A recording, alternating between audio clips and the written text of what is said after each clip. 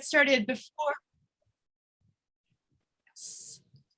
We're recording this reading, and we also wanted to let you know that closed captioning is enabled, though you may have to press the button to see the subtitles, right, John? Yeah. Okay, but that's also happening. And I'm going to go ahead and make the introductions so we can get this beautiful reading off to a great start. Okay. So welcome, everyone. I'm Nicole Cooley, the director of the MFA Program in Creative Writing and Literary Translation here at Queens College. And I'm so happy to see you all for the last reading in our fall series, a reading by Torrin A. Greathouse in conversation with Liv Mammone. And I'd like to start by thanking the English department and the Dean's office for their support of this event, as well as our program assistant, John Rice, who's here with us tonight. Here is how the evening will go. I'm going to introduce Torrin and Liv. Torrin will read, then Liv will run a Q&A with Torrin, and then we'll have hopefully about 10, 15 minutes at the end for audience questions that we'll take from the chat. So think up your questions as the event goes on. And finally, I'd like to ask everyone to mute themselves to lessen background noise. Thank you. Now on to the introductions of our guests tonight. I would first like to introduce Liv Mammone, who graduated with her MFA in poetry from our program, and who I had the great pleasure to work with, and who we're thrilled to invite back to campus to conduct the Q&A with Torrin after the reading. Liv is an editor and poet from Long Island, New York. Her poetry has appeared in Word Gathering, Monstering, Wicked Banshee, the Medical Journal of Australia, and others. In 2017, she competed for Union Square Slam as the first disabled woman to be on a New York National Poetry Slam team. She was also a finalist in the Capturing Fire National Poetry Slam in Washington, D.C. Currently, she works as an editor at Game Over Books. And now I have the joy of introducing our featured reader. Torrin A. Greathouse is a transgender cripple punk MFA candidate at the University of Minnesota. Her work is published in Poetry, Plowshares, and the Kenyon Review. They have received fellowships from the National Endowment for the Arts, the Effing Foundation, Zooglossia, and the University of Arizona Poetry Center. They are the author of 2 chapbooks, There Is a Case That I Am, Damaged Goods 2017, and Boy, Girl, Ghost, Tar Chapbook Series 2018, and the debut collection, Wound from the Mouth of a Wound, which was published in 2020 by Milkweed Editions. And I'm gonna put the link to that book in the chat when I finish talking. Wound from the Mouth of a Wound is a stunning collection.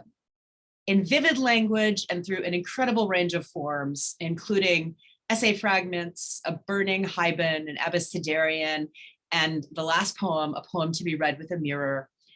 These poems ask urgent questions about the body as they investigate trans disabled bodies.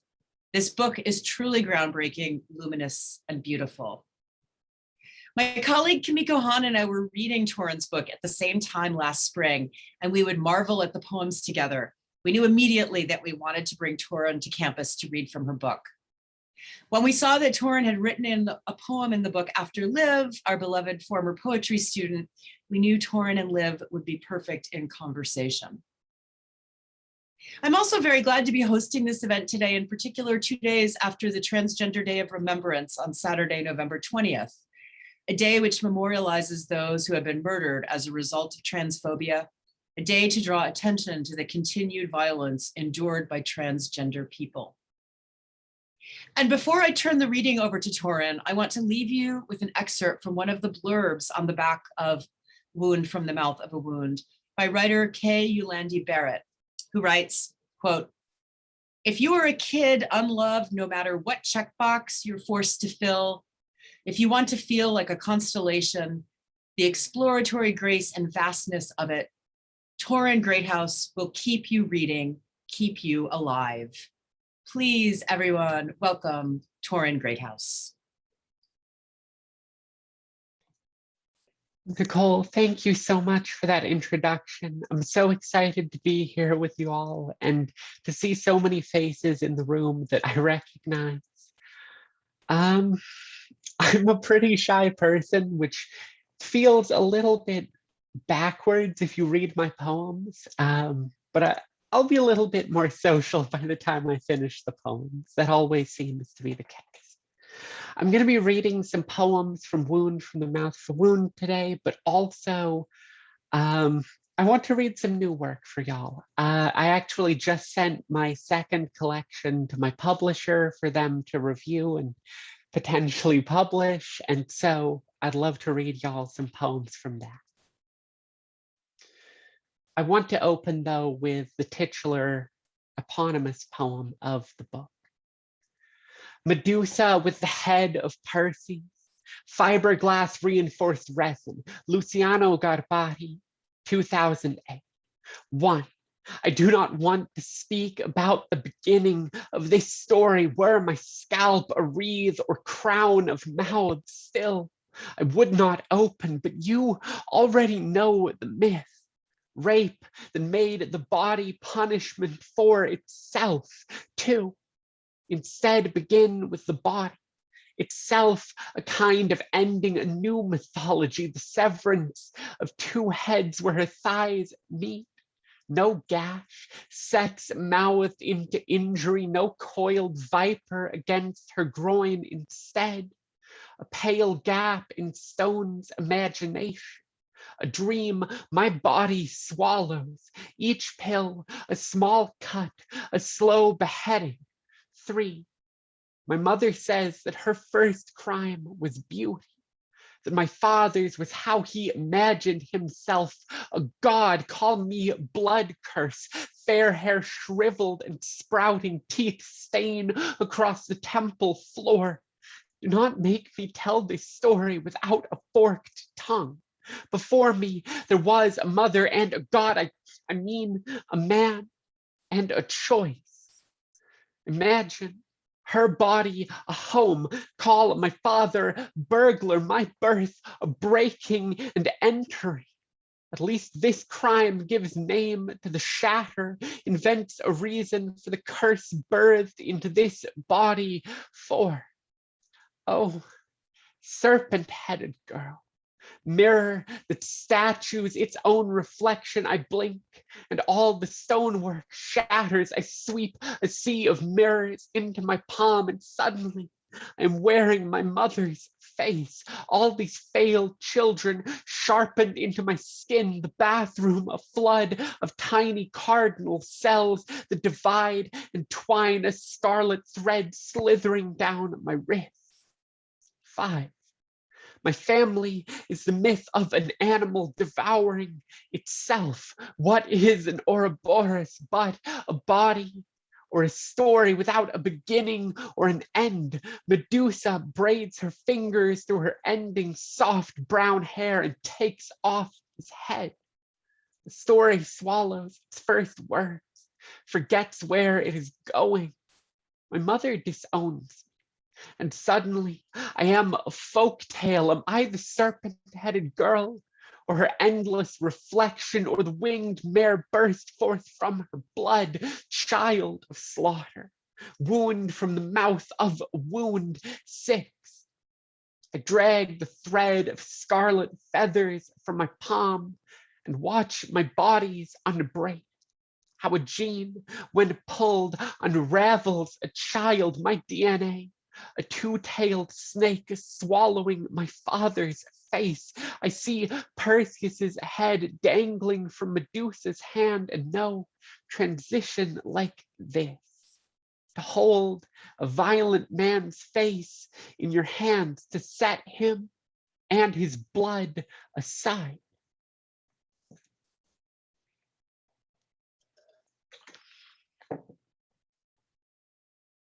This next poem is a poem that I almost cut from the book to put in the second book. And it only actually remained because of Amy Nitsuko Matatiel's judge's blurb, which referenced this poem. And so I think about it as the ligament between the two books. An ugly poem. Once I searched for softness on my tongue, ground my father's anger, sour mash cavities for my teeth. I just wanted to talk pretty enough to be mistaken for what I was. Hot flush of girlish blood, I edited all my ugly out, made a perfect poem of my soft and lacquered mouth.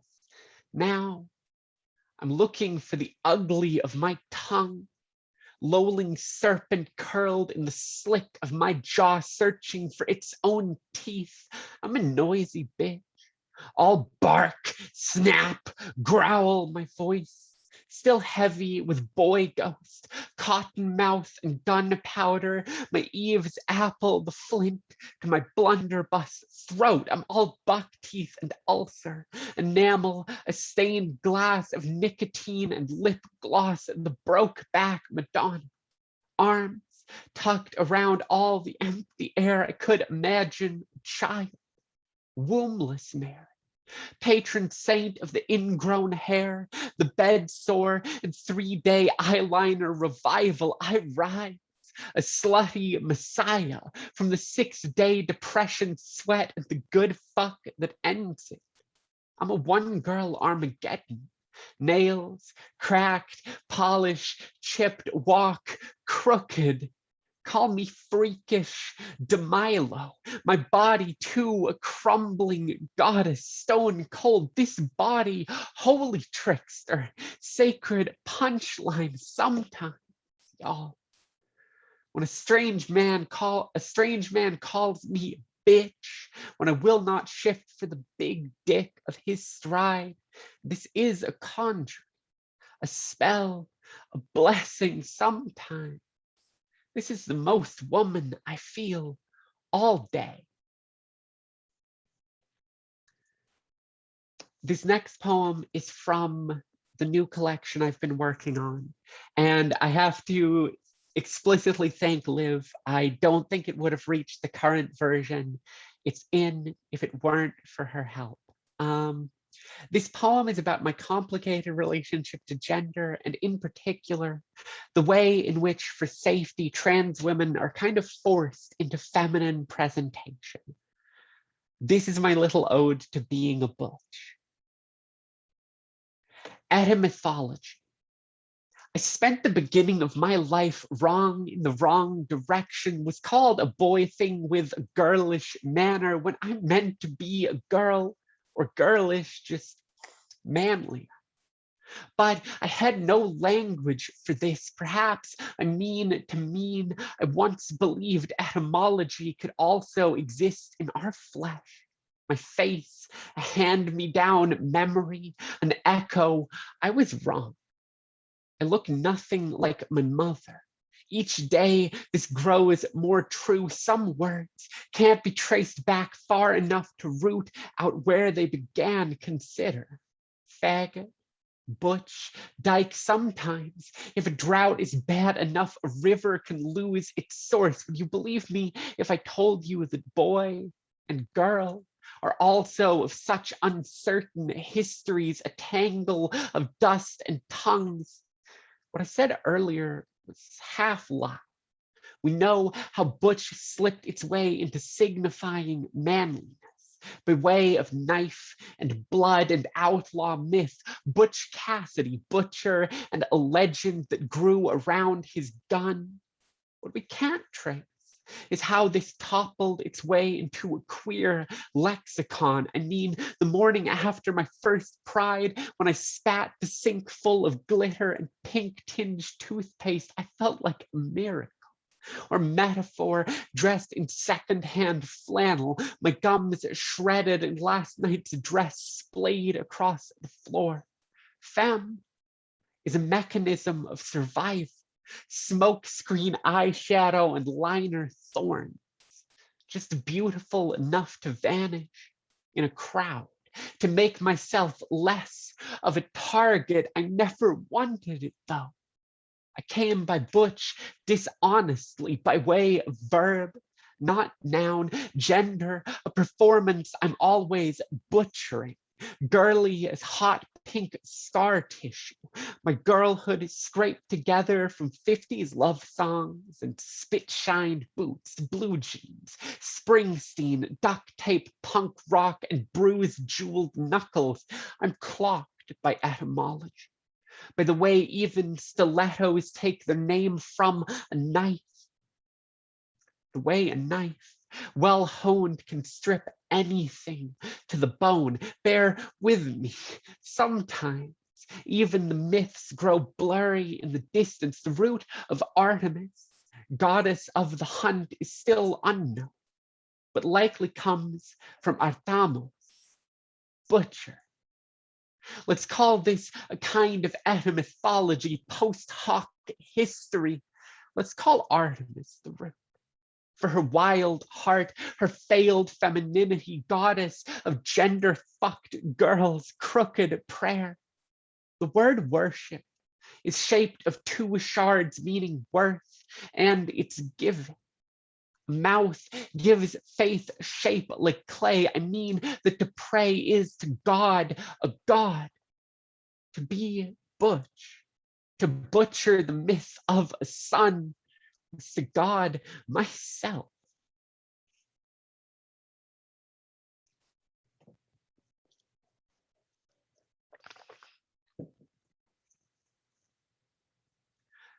Belt is just another verb for song. Pain blesses the body back to its center. Ocean Vaughn. Handcuffs around my wrists, lined with synthetic fur, my arms bound and hoisted heavenward as if in praise. Once, bodies like mine were seen as a symptom of sin, something to be prayed away. How once priests beat themselves to sanctify the flesh, to put their sins to death. Now, my clothes scatter across the floor like petals lanced by hail. Motion stretches objects in the eye, a drop of rain remade, a needle, a blade, mark how muscle fiber and piano strings both, when struck, ring. No music without violence or wind. I've been searching the backs of lovers' hands for a kinder score. A pain that makes my pain a stranger tune. Still, my body aches, an ugly psalm. All my bones refuse to harmonize. Percussion is our oldest form of song. Wind bruised into melody.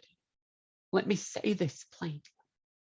I want you to beat me into a pain that's unfamiliar. How convenient, this word beat, that lives in both the kingdoms of brutality and song. The singer's voice, a cry, a moan, God's name broken across a blade of teeth, the riding crop, and flog and scourge, a wicked faith, a blood-loud devotion. There is no prayer to save me from my flesh. You can't have the Bible without the belt.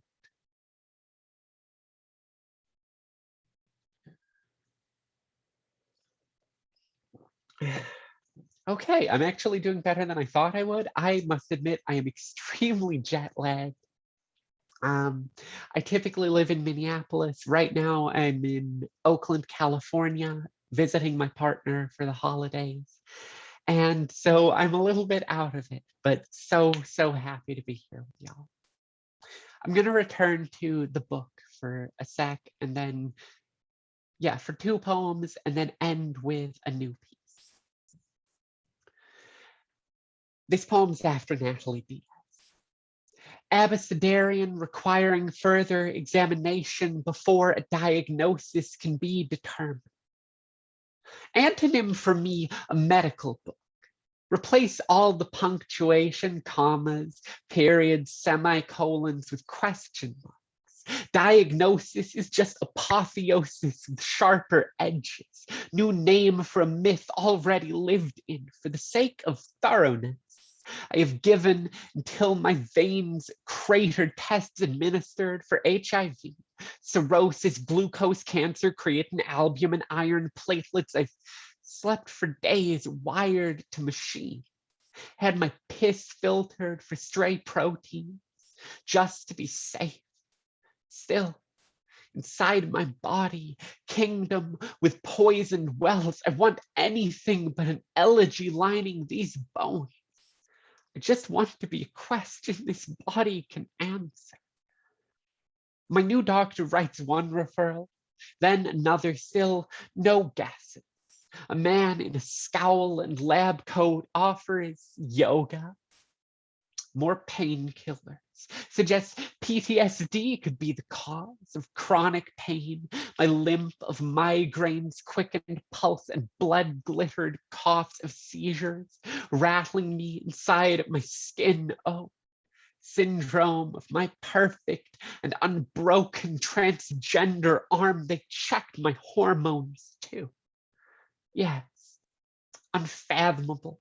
A suffering I did not choose. Must be gender, this vacancy my body makes of its own flesh. How I vanish from myself.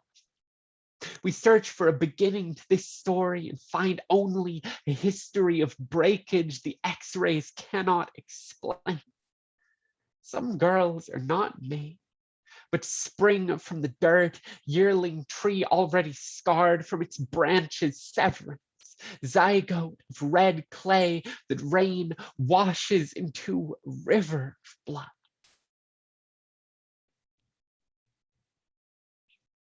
All right, this next one's going to be my last one from Wound from the Mouth of a Wound, and then I'm going to close with a poem I personally really love from the new book.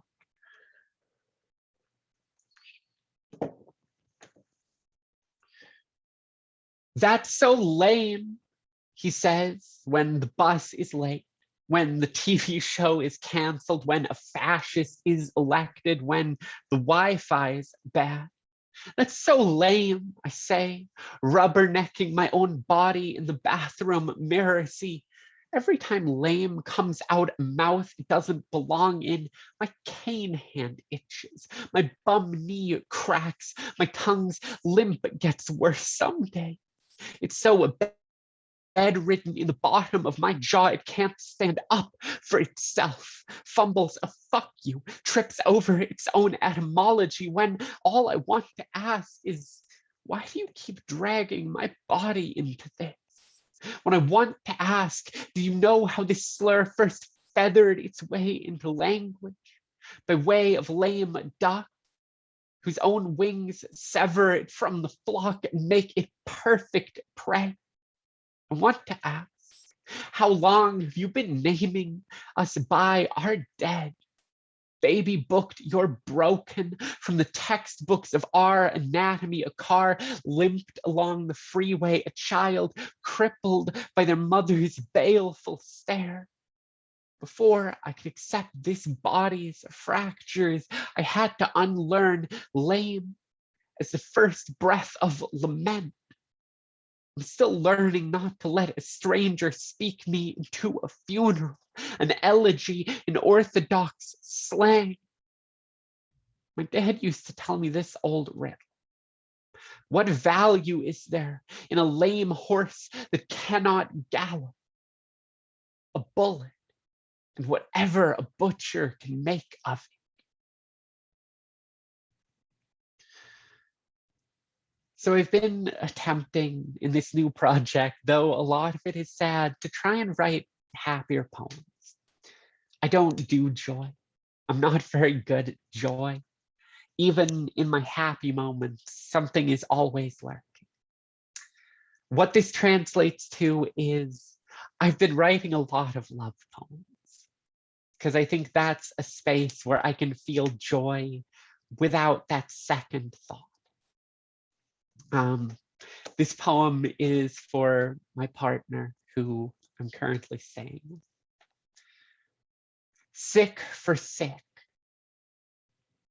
I think my lover's cane is sexy. The way they walk like a rainstorm, stumble slow across the landscape, how with fingers laced together, our boots and canes click in time, unsteady rhythm of a metronome's limp wrist, all sway and swish, first person I ever saw walk with a lisp. Call this our love language of unspoken. We share so many symptoms. The first time we thought to hyphenate our name was playfully. To christen a new disorder, we trade tips on medication, on how to weather which prescriptions make you sick to maybe make you well. We make toasts with acetaminophen bought in bulk, kiss in the airport through surgical masks, rub the knots from each other's backs. We dangle fall risk bracelets from our walls and call it decoration. We visit another ER and call it a date. When we are sick, again, for months, with a common illness will not leave, it is not the doctors who care for us. We make do ourselves at night, long after the sky has darkened, something like a 3-day bruise. Our bodies are fever sweat stitched, a chimera, shadow puppet of our lust, bones bowed into a new beast with 2 backs, 6 legs of metal and flesh and carbon fiber.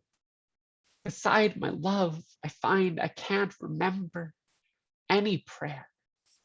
So I whisper the names of our medications, like the names of saints.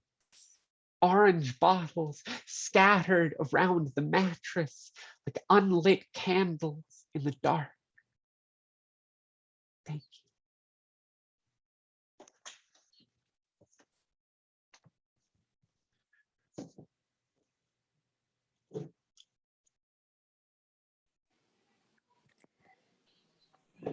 Nicole, should I just go for it, or do you want to? You should totally go for it, Liv. Torrin, that was amazing and beautiful and wonderful. Liv, go for it. Well, first of all, I want to thank you all for being here and thank Queens College for having me for this incredible opportunity to talk to my friend about stuff that we would be talking about anyway, for sure. And now we get to do it in front of all of you. And I have so many loved ones in this room tonight, and I'm so excited about it. So let me move my camera a little bit.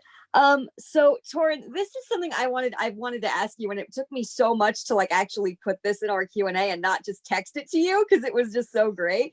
The poet Nathan Spoon, who I think we have here tonight, recently said on social media, when someone writes a poem about being queer or crip without queering or cripping the poem, I think that's a wasted opportunity. And that was just something that immediately, like, I didn't really understand it, but my heart understood it. Like my brain was like, I don't really know what that means, but my soul was just like, yep, yeah, absolutely. And I think that you are somebody who really knows the difference. And I was curious, like, what you think the difference is between writing a poem about being queer and crip and queering or cripping a poem. So this is going to feel like a digression. I promise it's not. I am a person who writes a lot of formal work and had a hard time accepting the title of formalist. But finally, when someone told me, they were like, no, what you're doing is formalism. It still took me like a month to accept it, but every poem is formal, right? Even if it's a nonce form we create for one poem, or just the way we lineate, the way we build a poem, that means that that poem is a room. It's a body. And so I'm interested in creating bodies in my poems that look like mine. You know, I think a queer crip line break is a line break that's unexpected, that stumbles down the page instead of breaking cleanly in an expected way. I think when I build a poem that is chunks pulled across the page, that's because that's how physically I feel that day. You know, I think fragmentation comes a lot into the way I think about poems' bodies, the way I think about my own body, and also the way that I think about memory and history, particularly in the spaces of like the collective memory of queer and trans and disabled folks. Yeah, I knew that you would know better than me, like what that actually meant when I read that Facebook status. I was like, oh yeah, that's a torrin. That's a torrin question. Every time anybody asks me to talk about form, I'm always like, you couldn't get Torrin on the phone? Was Torrin busy? I don't like. So yeah, while we're still talking about form, I did sort of promise myself I wasn't going to ask you a form question because so many people ask you form questions, but the poem Burning Haibun in Wound from a Mouth of a Wound, I was taught about the Haibun by Kimiko Han, who of course we have here tonight, and who I think has been a huge influence on the both of us. I wanted to just ask about the invention of the Burning Haibun, because in the poem in the collection with that title, that's a poem about memory and history and erasure, and it uses the form that you crafted to sort of talk about its own subject in a way that I always think is the way that the best form poems are created. Did you create that form specifically to tell that story, or was that just, did you write that poem chronologically? Like, was that the first one that you wrote before you wrote so many other Burning Haibuns? Like, can you talk a little bit about how that form sort of came to exist? Yeah, so the invention of that form is frankly a disaster. It came about because I was thinking a lot about form and memory, particularly the kind of fragmentation of traumatic memory. And at the same time, I happened to be reading Night Sky with Exit Wounds by Ocean Vuong. There is a haibun in that book. There is also Seventh Circle of Earth, which is a poem about a gay couple whose house was set on fire with them in it and they were killed. And the poem is set up as a sequence of footnotes to a non-existent text. This got me thinking about erasure in a proximity to the haibun. And I began thinking about the haibun historically, because I think all forms carry the weight of their usage, right? It's very easy to write a love sonnet without saying anything about love, because the sonnet carries a connotation of one of its thematic pieces of baggage being love. The haibun often is written as kind of a travelogue, a reflection on a scene. And so I started thinking about landscape and what it might mean to write a haibun about the interior landscape. And that's when I realized erasure has to meet it there, because my interior landscape is one with gaps and dissonances, one that is burning. So I made the first attempt at it. It was like 5 pages. It had like 8 sections of erasure and it was garbage. I threw away everything except for the first sentence. And then I recalibrated and I started again. And that's how I found my way to the form with the 3 stages. And then I realized I was doing it in a really dumb way. A little life hack: if you ever want to write a burning haibun, don't start with the prose block. Figure out the haiku first. Seed the words into the top, and then the middle section of erasure becomes a kind of improvisation with yourself, where you know what has to remain. You still have to figure out how to cut out of it to make something of the larger text you made from the smallest text. For those of you who have maybe not are not as familiar with the Burning Haibun, a Burning Haibun is a prose poem and then an erasure from that prose piece, and then a haiku from the erasure that you originally took from the prose poem. So it's a 3-step process. And Torrin and I joke around a lot about how the editing process for a Burning Haibun is just redoing the erasure and the haiku over and over and over again. Like all of my edits for Burning Haibuns that I've done, it's just been like, yeah, the prose piece works, but the rest of it, I don't know. We'll just see what happens. The edit is starting over. Yeah, it's just starting over. It's really taught me a lot about editing in a larger sense, because it's just starting the same poem over and over and over again. And that's like, for me, that's a big step towards editorial work. I'm interested in haibun. Melanie in the chat is asking burning what? Haibun. So a haibun is a Japanese form of poetry, Haibun. So I learned about the original traditional haibun from Kimiko Han in her amazing class on the topic, and she has written, you can't read an article about a haibun without Kimiko's name coming up, which is always delightful for me whenever I'm like reading in Poetry Magazine and I'm like, oh, there she is again. I know her. I totally know her. So we were talking a little bit in that last question about the influence of Ocean Vuong on that particular form.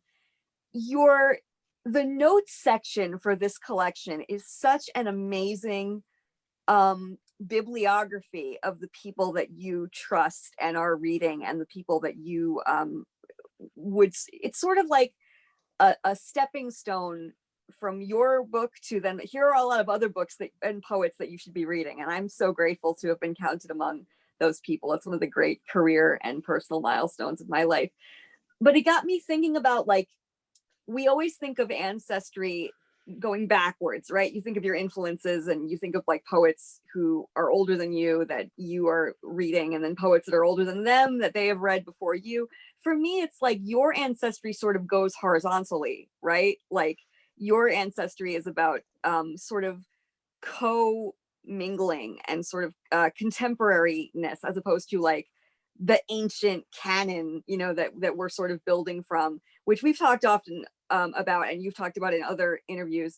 Can you say a little bit about the process of like reading to build this book, and like how, and sort of your contemporaries and what they bring to your work? So I think that's absolutely true. You know, while I do have kind of lineage and ancestry in poetry, so much of what makes up the way I think about poetry are my contemporaries, my friends. I think part of this comes from kind of getting my start in the slam scene.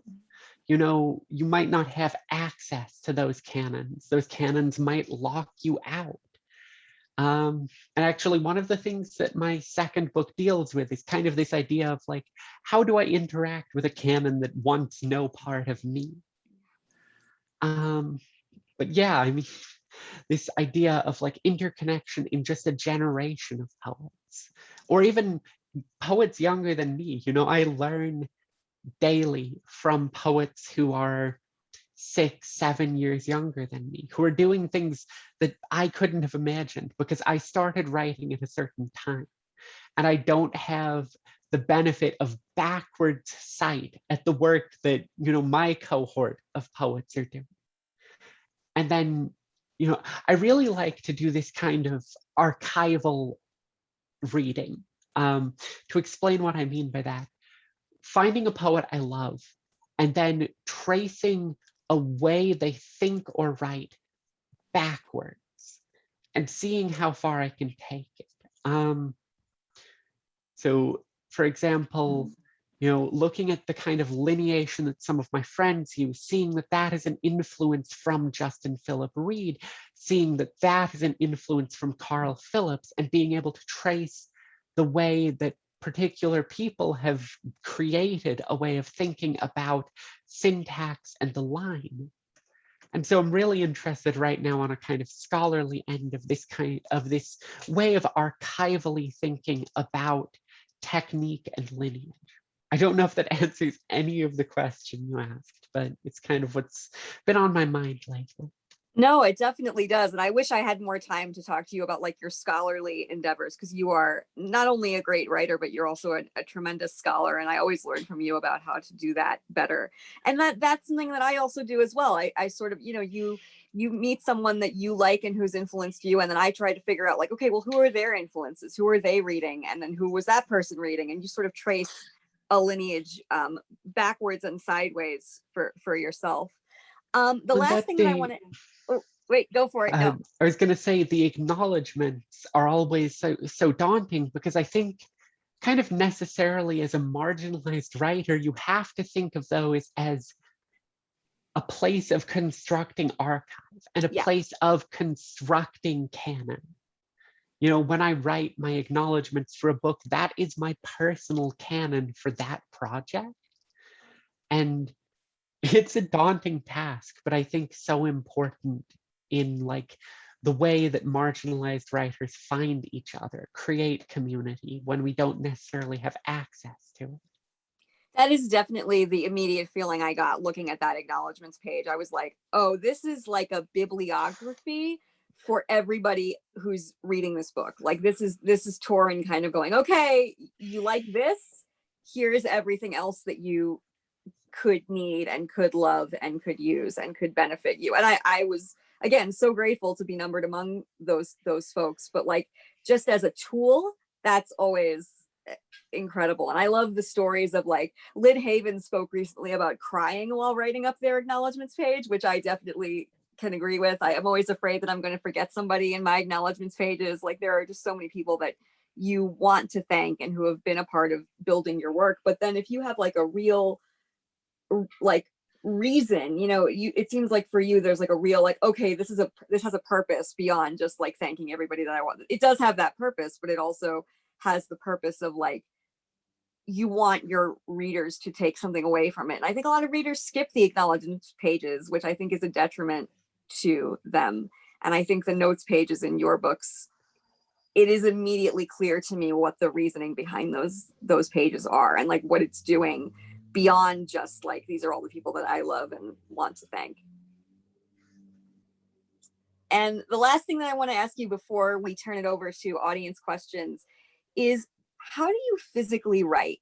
Like what mediums do you, especially with someone, you know, this is just me, us crypt to crypt talking about this because I'm curious, at least, you know, as somebody who's struggling with chronic pain and chronic fatigue, how do you find the writing process made easier in that lived experience? How do you write physically? So I never write shorthand or longhand. I generally try and avoid like writing with a physical object. This phone is like my number one trick. Also, because another digression, I'm so sorry. Part of the way that I think about writing is sort of the page, is the plane in which you can imagine. And so much of the time we're kind of thinking in 8.5 by 11, although actually 7.5 by 10 because of 1-inch margins. Books aren't that shape. So oftentimes we write poems that are imagining a different space than even the way they end up. So on here, I will use Notes app. I will write emails to myself. I will like use Google Docs. I'll switch between writing with it upright or sideways because it changes the plane I can imagine in, which also changes the way I think about the line length, the break, the shape. And then once I have things kind of put together, I'll come to like a laptop. I also do most of my writing up here. Most poems like 2-3 months before I hit the page. Yes. Oh, yes. Like I'll write notes, I'll write a general outline. I have a list of like 300 poem titles in my phone where I'm just like, I'll use this eventually, or like an epigraph to a poem I don't have yet. And then from there, I just let it all cook. And eventually, like that pressure cooking, I'll have enough lines I've gathered that I'm like, these all go to this idea. Then I get to the page and everything between those set points kind of is an improvisation. I think about it a lot in terms of like improvisational jazz or blues as a way of composition. Especially because lately sound has been one of the drivers of my composition. I think sometimes sound even more so than meaning. Yeah, I love that. And I think that also speaks to your like other life, quote unquote, as an essay writer, right? Like, I mean, like you have your points in an essay and then it's sort of like about making the constellation between those points, right? So I think maybe the poems come out in a similar way. Yeah, and I think we're going to turn it over to our beautiful audience and hope that they have questions for you. Nicole, you're going to gather up the questions, right? So I'm turning it over to you. Yeah. Oh, that was so fun. That was so wonderful. There's so much to think about, and the chat is full of people saying how much they loved it. So yeah, questions in the chat would be great. Questions for Torrin. There was so much to talk about here, and maybe while the questions are starting, I will start us off with a quick question, which is, Torrin, I wondered if you could talk about how you put this book together. The first poem, the last poem, just like what the process of assembling the book was like, briefly. So I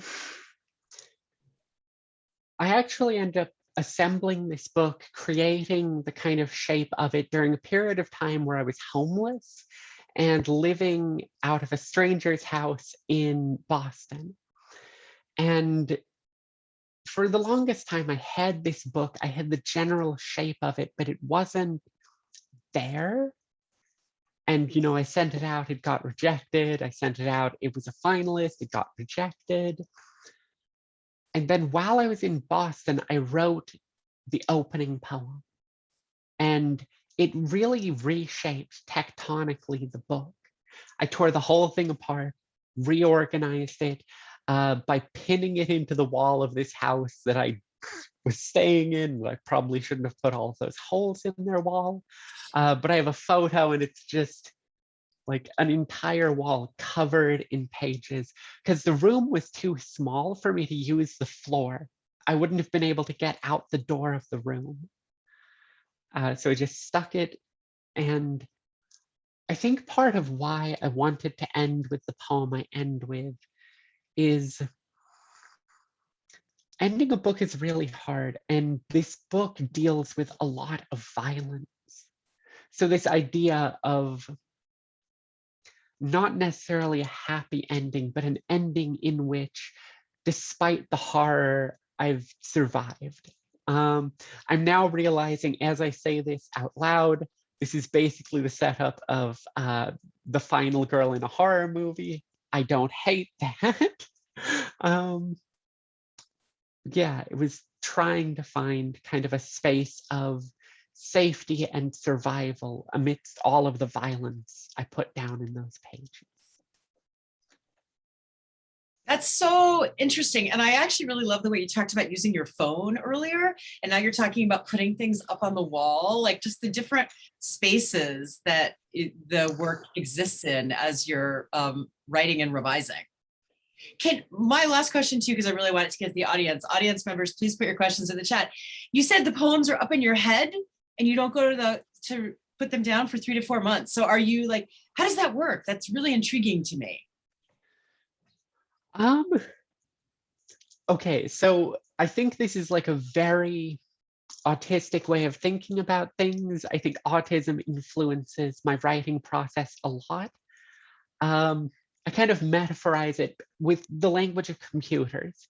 It goes up here and I'm parallel processing. Rather than actively thinking about things, I have a few ideas held in my head that I'm passively thinking about and mulling over and working on.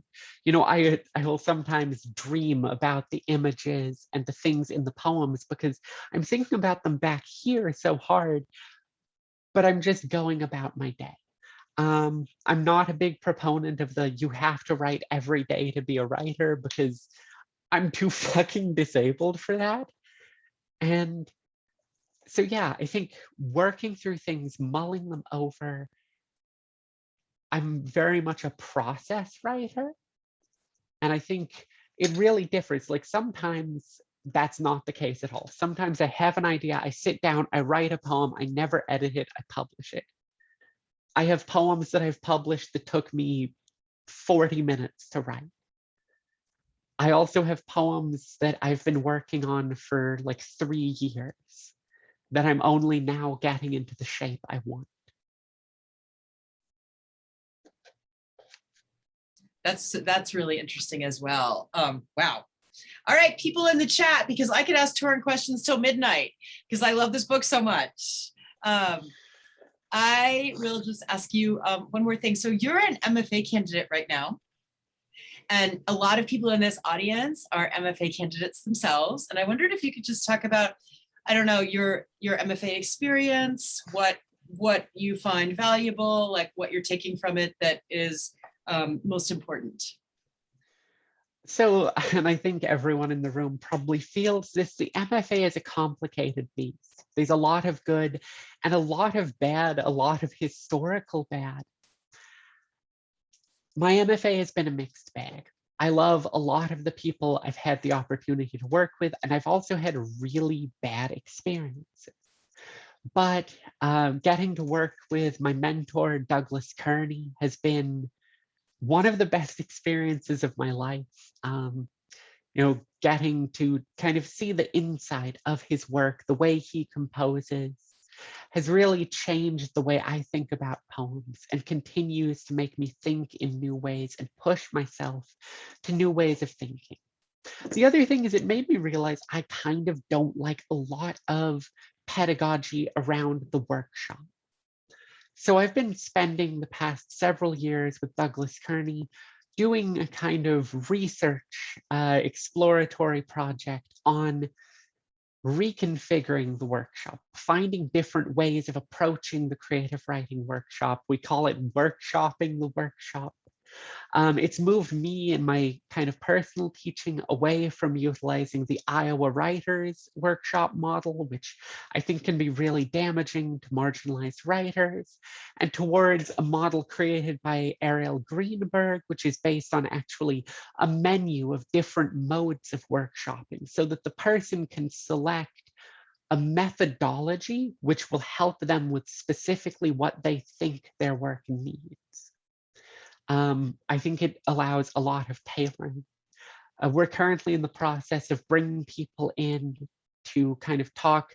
It's my last year in the program, and so next semester we're trying to bring in another 3 writers to talk about alternate workshop pedagogy, anti-racist workshop pedagogy. And so this has been a big and exciting thing for me in the MFA, is to really get the chance to think about how I'm teaching, how the workshop can be made a healthier space. So interesting. Are you inviting Felicia Rose Chavez? Yes, hopefully Felicia is one of the people we'll be able to get She this semester. She just gave a talk for us, actually, which was so interesting last week. So a couple of questions for you. Let's see. Here's a question from Sonia. What are the different methodologies in the MFA program you can deploy? So I think most people use either like the Iowa Writers Workshop model, or what's referred to as an unsilenced workshop, which is essentially the Iowa Writers Workshop model, but the person being workshopped can speak. For me, that presents an issue, which is being silenced is not always an explicit act. And I have definitely been in unsilenced workshops where by the power dynamic, I was silenced. I was unable to speak up for myself, my work, the meaning I was putting into my writing. So that to me isn't really a solution, as much as I think it's an elegant attempt.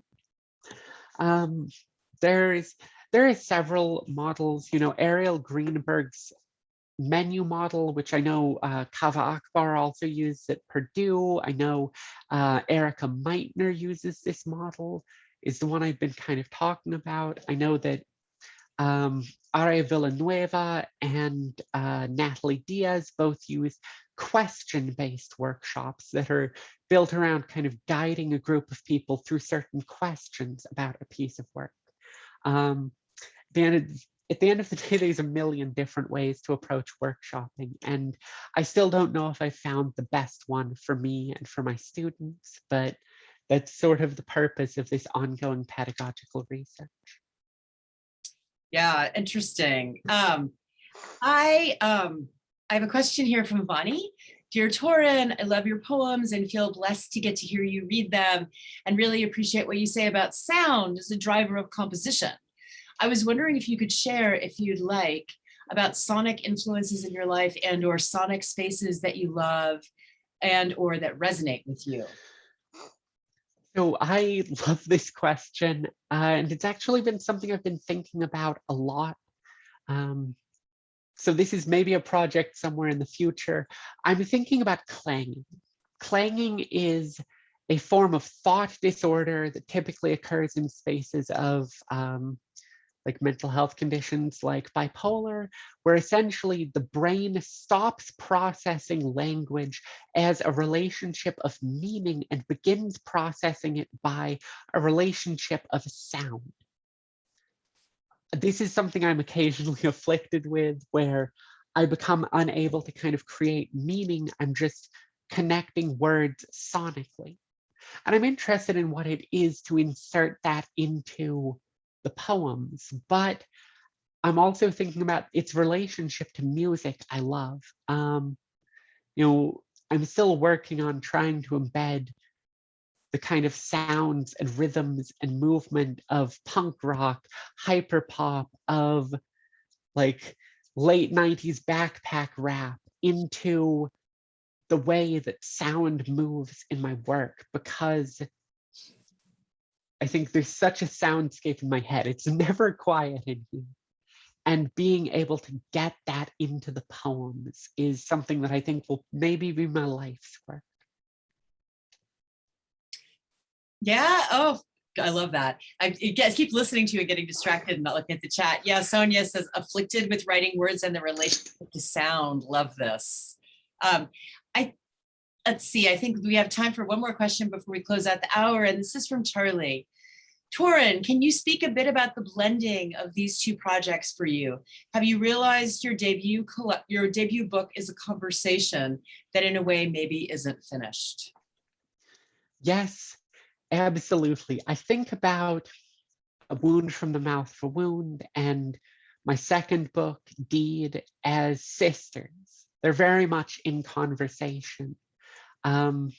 You know, there's a kind of opening of questions that I don't think are answered until the second book.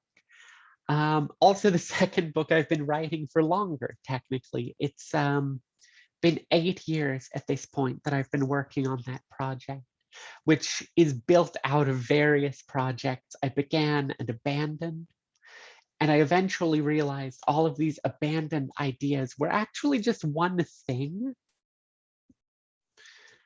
And so that's sort of come together, but it means the DNA of what I wrote in Wound is also the DNA of what's in Deed. And that blending to me is something that I'm interested in. I think the next 2 books I write, I might try and write at the same time and see what that does for my brain. Excellent. Well, this was a beautiful evening. Let's all unmute ourselves and clap, because I think it'd be so nice to hear everybody. And let's really give a hand to Torrin and to Liv. That was really wonderful. Thank you, everybody, for coming. Thank you, Torrin. Thank you, Liv. It was so great to see, Liv, to hear your questions, but also just to see friendship between you two and to celebrate community. So thank you, everyone, for coming, and be well. Thank you, everyone. Thank y'all so much for being here. Bye-bye. Thank you. Great Thank you, Torrin. so much. Good to see you, Liv. Good to see everybody. I miss you guys. Oh my God. Thank you guys so much for inviting me to this. This was really amazing. Oh, It was Jazz, I beautiful. love you. So beautiful. I'm so glad you Liv, I miss you, babe. I miss you so much.